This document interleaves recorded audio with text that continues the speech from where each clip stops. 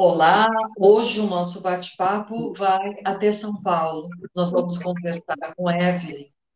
Ela também trabalha com muitas pessoas e ela sabe a importância que o ser humano tem para que resgatar a sua própria essência e não deixar que simplesmente a vida simplesmente tome conta da sua existência. Tudo bom, Evelyn? Como vai? Vou bem, graças a Deus. Boa noite, boa tarde em alguns lugares, né? Muito Uhum. prazer estar aqui contigo neste bate-papo hoje, Rosana. E tu mora há 13 anos em Portugal, né, Evelyn? Eu moro em Portugal há 6 anos. Há 6 anos, 6 anos, isso, há 6 anos. 6 Hoje anos. estou de visita, cheguei em São Paulo ontem, né? Por isso que Aham. estamos aqui na transição, mas moro lá já há 6 anos. Como é que tu observa no ser humano? O que está acontecendo? Como é que tu vê essa questão? Olha, nem vou falar dos acontecimentos recentes que Né? mexeu. Isso, não vamos mencionar isto, mas se nós olharmos como um todo, hoje o ser humano ele perdeu o senso de equilíbrio. Nós podemos dizer que somos agora completamente sugestionáveis, né? A partir do momento, a rede social é muito boa, a internet é top, mas nós temos que saber como utilizar. Então, muitas pessoas têm entrado nesse senso assim, vamos dar um exemplo básico. Eu estou com fome. E se me aparece a propaganda de um hambúrguer, eu não quero um hambúrguer, eu estou com fome. Posso comer uma fruta, eu posso comer uma barra de cereais. Como apareceu a propaganda do hambúrguer, minha fome se transforma na vontade do hambúrguer.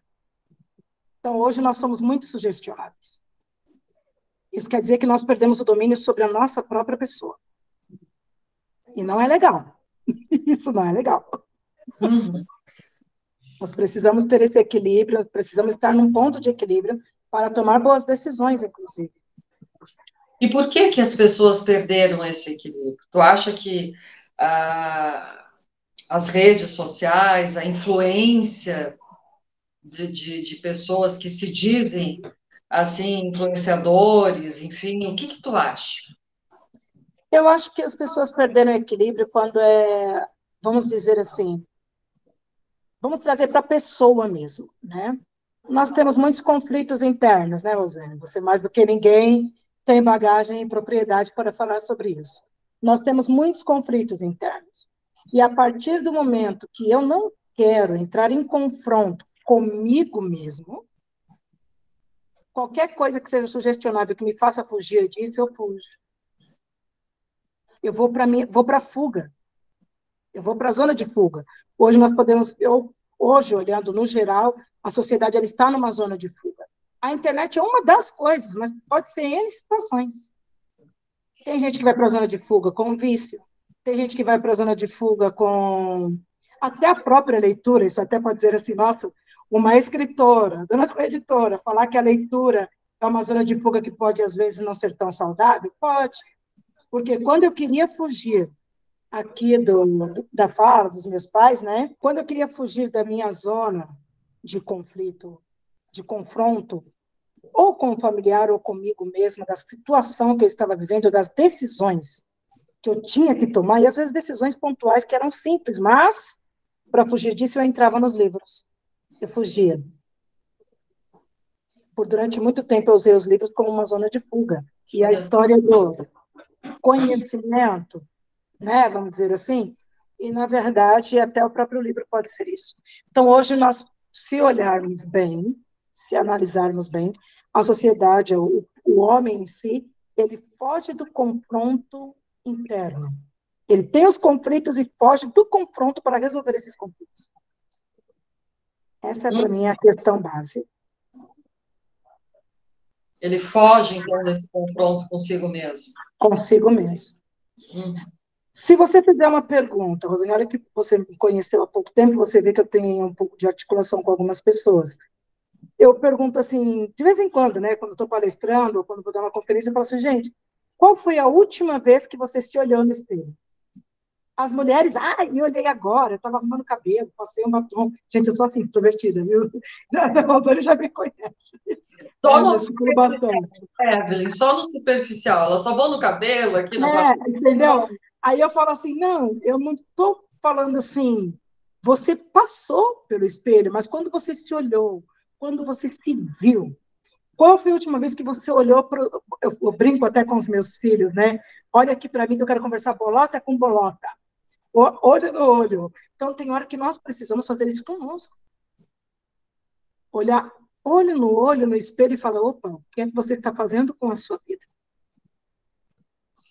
Eu chamo esse dia de o dia D, porque aí você começa a conversar com você mesmo. Não, não é mal falar sozinho, porque você não está falando sozinho, você está conversando com o seu homem interior, mulher interior, com o espírito, com o que você quiser chamar.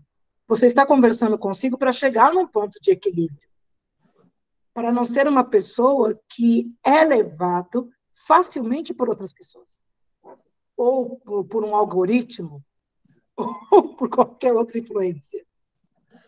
E por que que tu acha, o que que a pessoa deve dizer para si mesma olhando no espelho, fazendo esse exercício? O que que ela tem que pontuar?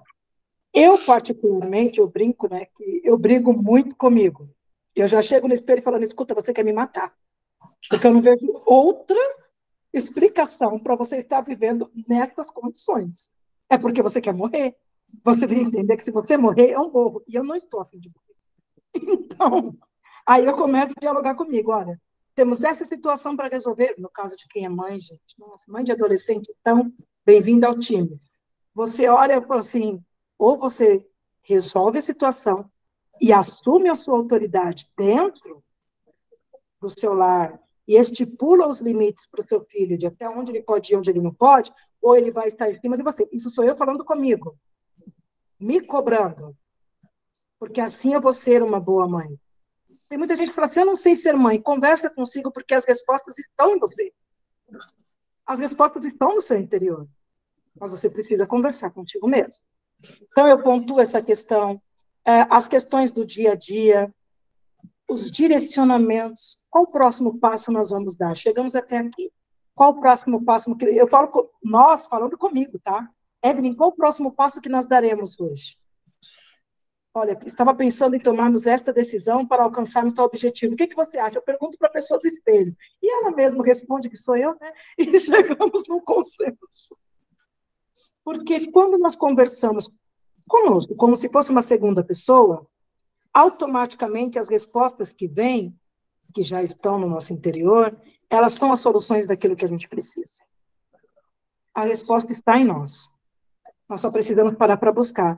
Porém, hoje nós buscamos resposta em N lugares, menos no mais óbvio.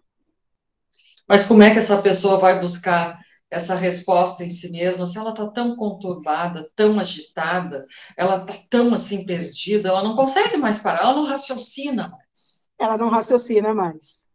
Aí vem a limpeza, né? Eu Ah, chamo, eu chamo de limpeza da mente. Para mim é um exercício que eu uso comigo, tá, gente? Não é nada, não sou psicóloga, não sou formada na área, não sou coaching, mas eu uso isso comigo e para quem me pergunta, eu falo, olha, isso funciona comigo, talvez funcione com você. A turma da escrita, porque eu sou da turma da escrita, né, óbvio, eu pego um papel e eu escrevo tudo. Eu despejo. Aquilo que nós fazíamos em outras gerações, na nossa geração, que hoje as meninas quase não fazem, é um excelente exercício que é chamado diário. Sabe, aquela atitude de você chegar todos os dias e escrever tudo que se passou, você já está tirando daqui. Você já está deixando isso aqui mais limpo para fluir melhor. Você já está pondo para o papel a sua raiva que você sentiu, a sua frustração, a sua tristeza. Você joga aquilo ali, você vai escrevendo, lógico, tem marcas de lágrimas, tem caneta borrada, tem tudo isso, mas é você conversando com você. Você está despejando todo aquele lixo, que eu falo que são lixos, né? Aquilo que a gente vai acumulando, que não tem utilização. Você joga todo aquele lixo para o papel. Tem gente que pega aquele papel, rasga o papel, joga fora. Agora eu posso pensar, porque eu já despejei. Eu já pus para fora aquilo que estava me matando. Esse é um dos exercícios. Outra coisa que eu acho que é super válida é a terapia, ou até o tratamento com psicólogo. Gente, isso não tem tabus para isso. Eu sou muito grata a Deus porque ele colocou os médicos na Terra, as pessoas que têm capacidade, que têm esse tino, esse dom para exercer essas profissões, para nos auxiliar, porque o corpo é uma máquina. Se o corpo é uma máquina, a máquina pode dar defeito. A máquina pode fazer nheque, nheque. Então, quando ela faz defeito, tem que colocar um óleozinho e alguém que vem do externo. Então, aí nós temos a terapia, aí nós temos o psicólogo, aí nós temos um amigo de confiança. É aí que nós trabalhamos o nosso interior. É a forma, né, de assumirmos novamente, como eu disse, né, ser o protagonista da nossa própria história, assumirmos a nossa história. Pois é tão importante isso que tu fala, né? Ser a protagonista, não deixar que outra pessoa tome conta da sua vida. E eu observo tanto que ainda hoje muitas mulheres entregam sua vida para outras pessoas. Todo comando, tipo assim, toma aqui a chave, faz o que quiser Faça comigo, o que mas quiser. tem que cuidar de mim. E aí? E daqui a pouco é uma vítima de um relacionamento abusivo. Trazendo em É, mente de que o relacionamento abusivo não só entre homens e mulheres, mas entre a amizade, entre pais e filhos, o relacionamento abusivo, todo e qualquer relacionamento pode ser abusivo. claro. E se você entrega a sua chave, aí a pessoa escreve para a sua vida o que ela quiser. Sabe aquela história? Não, mas eu acho que você fica melhor de amarelo, e você não gosta de amarelo. Mas você coloca porque falaram que você fica melhor de amarelo. Não. Você pode colocar o seu rosa choque, você pode colocar o seu laranja com a bolinha roxa, se você gosta, se sente bem. Não tem por que não. Você tem que se agradar. Eu não sei se eu posso citar, mas eu acho que, pronto, trazendo aí o livro da espécie, né, o livro dos livros, quando a gente tem aquela fala, ame ao próximo como a si mesmo, eu só posso amar a Rosane se eu me amar. Com certeza. E eu só posso me amar se eu me conhecer. E para me conhecer, gente, voltamos lá, eu tenho que resolver os meus conflitos internos. Não ter medo de enxergar que existem conflitos, sim, para trabalhar eles e dar um Resolvê-los. bom direcionamento, né? Sim, existe, então você tem que resolver. Um conflito não resolvido, gente, vira uma guerra no futuro. Tu que mora lá em Portugal, tu vê alguma diferença das pessoas de lá para os brasileiros em termos de autoestima, de amor próprio? Como é que tu enxerga? Eu vou falar de Portugal, que é onde eu moro, né? Mas trazendo assim um pouco da perspectiva da Europa em si, né? Dos países que nós já pudemos visitar, tivemos oportunidade. Trazendo essa perspectiva da Europa em si, os brasileiros, primeira coisa é o clima. É o clima. Então, lá existe uma depressão que se chama depressão temporal. Por quê? Aqui nós temos o dia aberto, gente. Tudo bem, estou em São Paulo, eu sou criada na selva de pedra, o meu céu, ele é cinza. Mas é o meu cinza. É o meu cinza. Eu estou acostumada a abrir a janela, eu tenho aquele céu cinza, e o dia é claro. Eu tenho mais tempo quente do que tempo frio. Então, se eu mudo para um ambiente que o tempo é mais frio e eu tenho que ficar mais dentro da minha casa, fechada ali naquele, sabe? Eu estou fechado dentro de casa, eu estou fechado dentro do trabalho. Isso tudo traz essa tristeza, traz essa opressão, é a palavra correta. Então, quando nós encontramos os brasileiros fora do Brasil, é o povo mais suscetível a passar por essa depressão, já trazendo o clima em si.